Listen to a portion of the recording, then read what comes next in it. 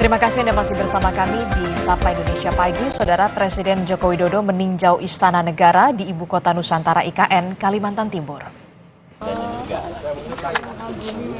Presiden IKN paling cepat pada akhir Juni 2024. Agenda besar di IKN lainnya adalah pelaksanaan upacara Hari Kemerdekaan pada 17 Agustus nanti.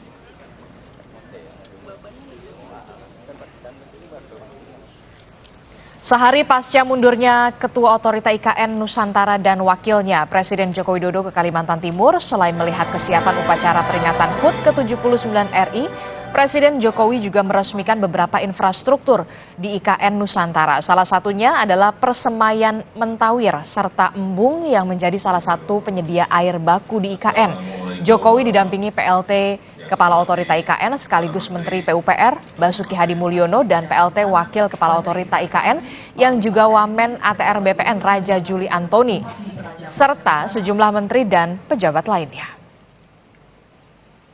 Saya senang setelah hampir 1,5 tahun Persemaian Mentawir selesai pada hari ini dan dengan kapasitas 15 juta bibit ini akan bisa kita pakai untuk merehabilitasi hutan. Belum diresmikan, saudara, menjadi ibu kota negara yang baru pada 17 Agustus mendatang, namun sang pemimpin yakni Kepala Otorita Ibu Kota Negara Nusantara Bambang Susantono dan wakilnya Doni Rahayu sudah kadung mengundurkan diri. Bagaimana nasib IKN Nusantara di Kalimantan Timur? Apa PR besar yang mendesak dirampungkan demi berdirinya ibu kota negara baru?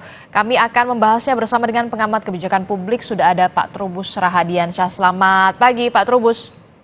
Ya, selamat pagi Mbak. Pak Trubus, ini kan kita lihat ya, proyek pembangunan IKN ini masif, setidaknya memakan biaya 70 triliun rupiah, tidak mungkin mundur. Nah, bagaimana ini nasib IKN dan proyeknya usai kita tahu ditinggal kepala otorita dan juga wakilnya? Mungkin nggak sih akan deadline-nya sesuai target ini? Kalau kita melihat nggak hanya 17 Agustus, tapi katanya bulan Juni ini Presiden juga akan berkantor di sana. Iya, kalau melihat apa kondisi yang ada itu dengan mundurnya Pak Bambang Susantono dan jajarannya itu mengindikasikan bahwa pembangunan IKN kan bermasalah. Karena bermasalah, saya melihat ini kita pesimis untuk mengatakan bahwa pembangunan IKN sesuai target yang sudah ditetapkan gitu. Mengapa Anda pesimis? Ya karena saya semuanya masih mendasarkan pada ini Mbak, pada APBN. Yang terap sampai hari ini APBN kita kan sudah nyampe nyaris 75 triliun lah semuanya. Tetapi kan pembangunan itu sendiri baru tahap pada istana dan sekitarnya kan. Belum lagi yang terkait dengan kementerian dan lembaga yang sedang dibangun juga. Tetapi kan persoalan yang prinsip-prinsip seperti air bersih kan juga belum maksimal di sana gitu. Jadi kan jadi persoalan yang kedua juga mengenai ASN-nya sendiri yang akan ditempatkan di sana. Dengan kondisi yang ada kan belum memungkinkan. Artinya seorang ASN itu kan terkait juga dengan keluarganya Mbak. Gak mungkin dia datang sendirian di sana kan gitu. Jadi keluarganya berarti kalau anak kan harus sekolah, harus butuh kebutuhan yang lain kan sudah harus tersedia. Sementara sampai hari ini baru kebutuhan dasar dari 75 triliun itu. Dan APBN sekarang ini kan ditetapkan 26 triliun itu juga dalam arti belum bisa dikatakan akan ada kemajuan-kemajuan yang signifikan. Ya. Dan yang ketiga saya melihat juga mundurnya Bambang Susantono juga mengindikasikan bahwa organisasi IKN sendiri dalam posisi yang rumit gitu, banyak masalah, tekanan dari masyarakat karena lahan juga, pembebasan lahan yang bermasalah juga terkait dengan protes-protes masyarakat adat juga Mbak. Itu yang menjadi problem. Di satu sisi juga persoalan gaji yang rumit juga, artinya banyak telat nggak jelas itu. Nah di satu sisi juga tekanan dari atas kan, dalam ini kebijakan presiden yang sangat ambisius dalam hal pembangunan itu sendiri. Kalau kita lihat pembangunan istananya, harusnya istananya nggak jauh beda dengan istana Bogor saja atau istana Tampak Siring Bali. Tidak semurah yang diharapkan itu. Karena apa? Karena itu kan menyebut anggaran yang cukup besar sekali. Artinya kan untuk tahap pertama lebih baik istananya dalam istana yang minimalis lah setidaknya gitu. Jadi ini kan hal-hal yang menurut saya menjadi pertimbangan utama. Di sisi lain kita memang masih belum ada ini Mbak apa namanya investor. Nah ini yang jadi problem karena dalam Undang-Undang Nomor 3 itu ketentuannya kan dasarnya adalah KPBU, Kerjasama Pemerintah Badan Usaha. Semenjak PP 12 ditetapkan itu terkait kemudahan dalam berinvestasi di IKN, itu kan ya apa investasi yang ada itu masih ini kan kalau Masih maju dari mundur. mundur masih ini kebanyakan juga cuman letter of intent gitu ya. Aha. Jadi konkret seperti apa kan gitu. Jadi melihat kondisinya meskipun nah ini menurut saya menjadi problem ya apa statement terkait investasi ini selalu datang dari Bapak Presiden sendiri gitu loh. Yang dimana kemudian dari pejabat yang lainnya masih minim informasi-informasi yang beredar sehingga Oke. seolah ini segala sesuatunya apa kesannya seperti target yang disampaikan itu memang target Pak Presiden secara ini kan secara pribadi sementara posisi presiden dalam ini rezimnya tinggal berapa bulan lagi menghitung hari Mbak, artinya kan situasinya sudah injury time gitu. Apakah kemudian dengan target-target yang diharapkan itu akan dilanjutkan meskipun pemerintah yang baru nanti sudah berjanji kan melanjutkan, tetapi melihat anggaran APBN 26 triliun dan kemudian di Pak Prabowo ini kelihatannya menetapkannya turun gitu sekitar 16 triliun berarti kan pembangunan alasannya kan sudah berjalan gitu. Nah berjalan ini seperti apa? Nah ini kan ada percepatannya sementara investor itu melihat percepatan pembangunan itu sendiri Mbak. Kalau pembangunannya lambat sementara kita hanya dasar misalnya APBN saya kira juga berat Mbak untuk sampai target-target ambisius yang sudah ditetapkan itu gitu. Oke, menurut Anda apa yang kemudian hal mendesak yang kemudian perlu dirampungkan agar kemudian target ini memang sesuai dengan jangka waktunya? Kalau kita melihat walaupun memang terjadi ada dinamika juga, ada kepala dan wakilnya mengundurkan diri, kemudian juga Juni ini harusnya Presiden sudah berkantor, akan ada upacara kemerdekaan pada bulan Agustus, kemudian juga permasalahan investasi di sana. Apa dulu nih yang sebenarnya harus dikejar dulu pertama? Ya, menurut saya yang paling utama sekarang pemindahan ASN-nya, Mbak. Itu ASN-nya harus dipindah ke sana dulu. Karena apa? Karena itu menyangkut pelayanan publik. Bagaimana sebuah ibu kota negara tidak ada pelayanan publik kan, tidak ada birokrasi kan. Jadi masa birokrasinya masih di sini di Jakarta. Sementara Jakarta bukan ibu kota lagi kan gitu. Artinya kita secara fisik kan nggak punya ibu kota negara, Mbak. Karena posisinya semua infrastrukturnya masih ada di Jakarta, di ibu kota lama kan gitu. Jadi yang di sana sementara infrastrukturnya belum. Jadi menurut saya selain percepatan infrastrukturnya itu sendiri dalam konteks pembangunan ini Mbak, perumahannya ya perumahan bagi ASN itu dipercepat, dilengkapi semua, termasuk di dalamnya kementerian dan lembaga gedung-gedungnya itu Mbak. Jadi itu infrastrukturnya harus segera itu sebagai simbol utama dulu gitu. Yang lain-lainnya nanti tentang pembebasan tanah dan sebagainya nanti secara bertahap aja dulu gitu ya, supaya tidak menimbulkan kesan seolah-olah pembangunan IKN ini terkesan ini maju mundur atau malah nanti ada yang mengatakan gagal. Itu kan jadi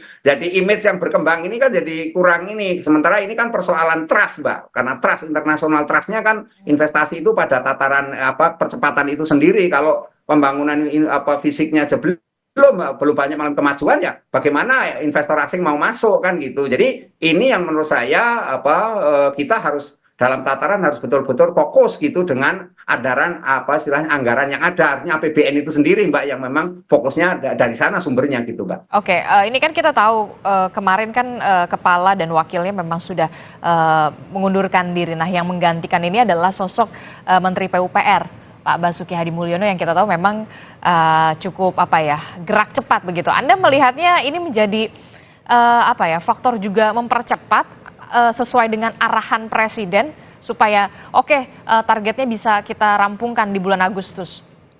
Ya bisa saja cara berpikir politis Mbak. Ini kan persoalannya bukan semata-mata politik. Karena apa? Karena semua kebijakan sudah ditetapkan. Ini persoalannya ada diimplementasi kan. Sementara kalau lihat ini Pak Basuki sendiri menjabat PUPR kan tugasnya tidak semata-mata ngurusin IKN kan ya. Sementara ini satu sisi udah tinggal berapa bulan lagi jabatan harus berakhir. Nah ini kan juga harus kejelasan dalam hari ini bagaimana percepatan penataan organisasi OIKN itu sendiri Mbak gitu. Ini kan juga harus jelas, harus istilahnya itu diisi oleh orang-orang yang memang punya kapasitas dan kapabilitas. Di satu sisi juga bagaimana nanti pelayanan di bawah menghadapi tekanan-tekanan publik dalam arti tekanan dari masyarakat adat terkait dengan penghuni atau pemilik tanah yang ada di sana. Ini kan juga sesuatu yang tak mudah. Di satu sisi juga memberikan ini Mbak jawaban-jawaban atas pertanyaan dari investor yang selalu menanyakan sampai sejauh mana dan bagaimana harus kita mendapatkan kepastian hukum untuk melakukan semacam investasi. Kan untuk carian anggaran kan butuh kepentingan ini toh Mbak, profit kan, cuan gitu. Kalau nggak ada profit yang dia nggak akan mau Mbak gitu. Ini kan karena BP12 itu sendiri sampai hari kemudahan investasi juga nggak berjalan efektif gitu. Artinya nggak begitu menarik minat investor sampai hari ini gitu loh Mbak. Oke, ini juga masuk di headline Kompas begitu ya. Hari ini pengusaha khawatir keberlanjutan investasi karena realisasi investasi di IKN ini 47,5 triliun. Dari total targetnya ini 100 triliun ternyata. Nah, pengunduran diri di pucuk pimpinan otorita IKN ini mau tidak mau memunculkan kebingungan dan kekhawatiran ya, Pak Trubus. Ya, itu jelas apa yang menjadi istilahnya keluh kesah gitu ya, keluh kesah dari para investor tentu atau pelaku usaha juga menjadi hal yang perlu dipertimbangkan oleh pemerintah sekarang maupun pemerintah yang akan datang. Karena apa? Karena bagaimana meyakinkan mereka dalam hal ini kan persoalan trust ya. Jadi ini harus betul-betul dilakukan secara ini intensif karena ini menyangkut ibu kota negara, Mbak. Sebesar ini Indonesia dalam arti ibu kota negara yang memang merepresentasikan satu kondisi negara Indonesia di mata dunia internasional. Sehingga kalau nanti ini investor saja masih meragukan, saya meyakini bahwa pada akhirnya pembangunan berjalan lambat dan target-target itu jauh dari harapan gitulah. Kalau itu yang terjadi, maka pelayanan publiknya tetap aja berarti masih di Jakarta. Sementara Jakarta sudah dicabut statusnya sebagai DKI, sudah menjadi DKJ. Lah ini kan juga menimbulkan pertanyaan-pertanyaan bagaimana kemudian aset-aset yang ada di Jakarta ini untuk dipindahkan ke sana. Ini kan persoalan-persoalan yang perlu dijawab dengan gamblang, Pak. Sehingga publik itu ada muncul keyakinan termasuk di dalamnya adalah pelaku usaha itu sendiri yang dihadapkan oleh tekanan di antara mereka khususnya domestik loh ya. Itu juga ditekan terus untuk menginvestasikan ke sana, tapi kan juga memikirkan sampai ini toh Mbak dalam arti kepastian dia mau dapatkan ke profit, artinya kepastian hukumnya juga dan istilahnya bagaimana dia bisa berkontribusi. Ini jangan hal-hal yang harus dilakukan ini karena karena menyangkut marketing juga di dalam konteks istilahnya korporasinya gitu loh Mbak. Oke, tadi kita sudah membahas soal bagaimana kemudian infrastrukturnya harus bagaimana, termasuk juga pemindahan ASN, termasuk juga apa yang harus dilakukan oleh pemerintah untuk bisa meyakinkan investor. Nah, yang juga perlu diperhatikan adalah masyarakat adat di sana, Pak Trubus. Iya, masyarakat adat di sana kan, ini kan belakangan ini kan juga di berbagai media kan mengatakan ada protes-protes kan, keberatan karena bersinggungan dengan tanah yang dia miliki. Nah, ini kan persoalan karena apa? Karena kemudian para istilahnya pelaku usaha ataupun investor ataupun pihak-pihak dari luar lah yang kemudian mengincar tanah di sana yang dijelaskan hari ini oleh Presiden bahwa tanah di situ sekarang masih 400.000 sampai 800.000 per meternya, tapi suatu saat akan naik. Bahkan di Balikpapan sudah 15 juta. Lah ini kan artinya masyarakat ada dalam posisi ancaman gitu. Jadi dia ngeri-ngeri sedap juga dalam arti suatu saat dia akan didatangi oleh sekelompok pelaku usaha ya ataupun investor yang mau tidak mau menawarkan mengiming-iming supaya pindah tempat dan atau istilahnya bermigrasi ke tempat lain. Jadi ini kan hal yang menurut saya juga harus dipertimbangkan secara ini karena bagaimana juga masyarakat adat harus dijaga agar mereka terlibat di sebagai bagian dari pembangunan IKN sendiri. Artinya di situ ada konteks partisipasi publik, tidak semata-mata kita membangun orang dari luar wilayah Pasar Penajam itu sendiri kan. Jadi juga keterlibatan masyarakat Pasar Penajam di dalam proses pembangunan itu sendiri supaya dia merasa self belonging, merasa memiliki gitu loh Mbak, bahwa IKN itu bagian dari dirinya gitu yang harus dijaga dan dirawat untuk kedepannya begitu Mbak. Termasuk juga kenapa saya mempertanyakan ini karena memang salah satu yang kemudian ditunjuk adalah nama Raja Juli Antoni yang kemudian diberikan tugas mungkin juga menjadi salah satu PR yang memang harus diselesaikan untuk mengejar target di bulan Agustus supaya Presiden Joko Widodo juga punya legacy di sana. Iya, bisa jadi karena kan ini persoalan pembebasan tanah ini kan memang ya meskipun di IKN itu sudah ada undang-undangnya, sudah aturan, tetap saja prosesnya juga tidak mudah Mbak karena peralihan kepemilikan itu membutuhkan birokrasi yang panjang gitu, sehingga tanah itu tidak suatu saat nanti istilahnya dikutak-kutik digugat orang kan ya. Nah ini keyakinan mengenai tanah ini kan menjadi keyakinan tersendiri bagi investor, bagi apa namanya orang-orang luar yang akan menanamkan modalnya di IKN, Mbak. Nah sementara posisi tanah itu sekarang kan sebagian masih dikuasai oleh masyarakat ada di sana kan gitu. Meskipun pemerintah mengklaim ini sebagian tanah sudah dibebaskan miliknya pemerintah juga. Tetapi kan itu dalam radius nggak jauh dari istana, toh Mbak. Kalau radius yang lebih besar lagi kan sebuah ibu kota negara kan nggak hanya istilahnya berapa hektar, tapi mencakup wilayah yang sangat luas gitu. Apalagi menyangkut yang namanya transportasi, infrastruktur jalan tol, infrastruktur yang lainnya, pelabuhan dan sebagainya, dan bandara. Itu kan mau nggak mau harus membutuhkan tanah, Mbak, gitu. Oke, kalau menurut Anda sebagai ahli begitu ya, Pak Trubus, idealnya memang proyek IKN ini untuk bisa rampung selesainya itu di tahun berapa, Pak? Ya kalau ideal kan dulu targetnya kita 2045 sudah selesai gitu kan, artinya menyongsong Indonesia Emas. Tapi persoalannya kalau kita hanya dasarnya APBN selama ini yang terjadi dan belum sampai yang dijanjikan itu B2B, bisnis to bisnis kata saya seperti itu, maka yang terjadi ya target-target itu bisa molor, Mbak. Sementara kan kondisinya sangat tergantung kepada sejauh mana kemampuan keuangan dalam finansial di dalam pembangunan IKN ini. Artinya juga di situ bagaimana keterlibatan para pemodal yang diharapkan sesuai dengan Undang-Undang Nomor 3 kaitannya dengan KPBU, kerjasama badan usaha, maka di situ memang mau tidak mau pemerintah harus ya bersinergitas, berkolaborasi antara dunia government dan dunia private, Mbak, artinya swasta dengan pemerintah sendiri dalam hal percepatan pembangunan di sana. Kalau melihat ini semua, maka yang terjadi nanti politik berganti, dan ini yang menjadi problem kan di kita Indonesia ini, berganti pimpinan, ganti kebijakan, Mbak. Jadi ini ya juga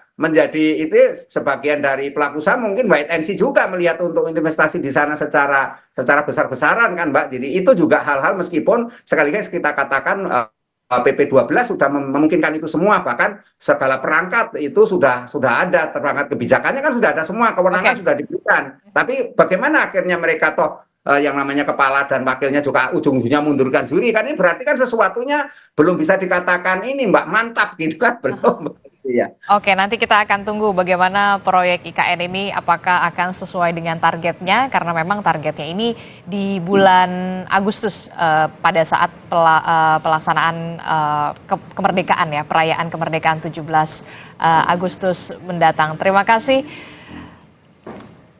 sudah hadir bersama kami Pak Trubus, pengamat kebijakan publik, telah bergabung bersama kami. Selamat pagi Pak Trubus, Assalamualaikum, sehat selalu. Saudara, informasi lain yang juga akan hadir di Sapa Indonesia Pagi. Kami akan kembali dengan informasi seputar ibadah haji, saudara. Sebanyak 13 calon haji embarkasi Surabaya gagal berangkat